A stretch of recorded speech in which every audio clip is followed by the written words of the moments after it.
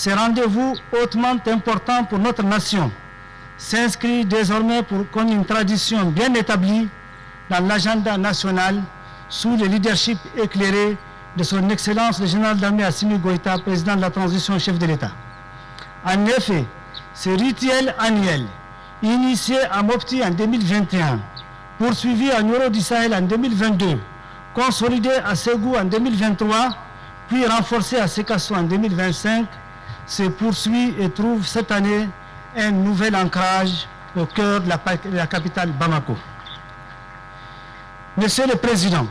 en plaçant la sécurité alimentaire au sommet des priorités de l'État, vous avez bien sûr redonné confiance à nos compatriotes à travers des appuis et des efforts louables à différents niveaux afin d'amoindrir les effets de la crise alimentaire, particulièrement à l'endroit des plus vulnérables. En effet, grâce aux mesures préventives prises sous votre leadership,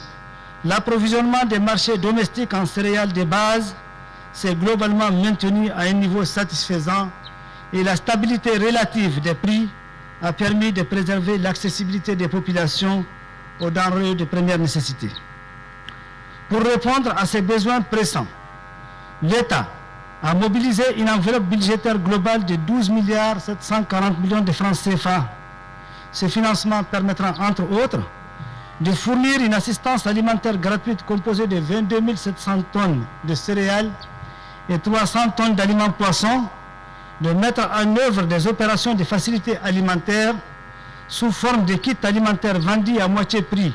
en faveur de 16 000 ménages vulnérables identifiés dans les différentes communes du district de Bamako et dans d'autres centres urbains à l'intérieur du pays. Aussi, le plan national de réponse 2025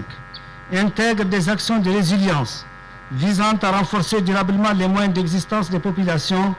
à travers, entre autres, la réalisation ou la réhabilitation des périmètres maraîchers ou encore l'aménagement et la restauration des terres dégradées.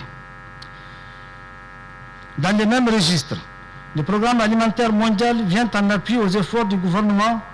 avec un financement de 15 milliards de francs CFA et 10 000 tonnes de vivres mobilisés pour couvrir les besoins immédiats des populations les plus affectées, soit une assistance complémentaire pour plus de 685 000 bénéficiaires. Chers partenaires et amis du Mali, comme vous pouvez le constater, l'ampleur des défis auxquels nous faisons face est considérable. Il demeure donc plus qu'impératif de conjuguer les efforts et d'agir en amont sans attendre que les urgences nous rattrapent dans ce contexte de crises multiples, sécuritaires, climatiques ou économiques. Chers partenaires et amis du Mali, nous vous réitérons une fois de plus nos remerciements les plus sincères pour votre engagement constant et pour vos précieux appuis dans notre conquête de souveraineté alimentaire. À ce titre, qu'il nous soit permis d'adresser cette année une mention spéciale à la République populaire de Chine, qui a consenti des efforts louables en faveur des populations vulnérables ou victimes des inondations de notre pays, à travers la mise à disposition de quantités considérables de vivres et de financements appréciables. Nos félicitations et remerciements vont également à tous les acteurs qui nous accompagnent sur le terrain, autorités administratives et coutumières, forces de défense et de sécurité, ONG nationales et internationales, pour leur engagement sans faille à venir en aide aux populations les plus vulnérables.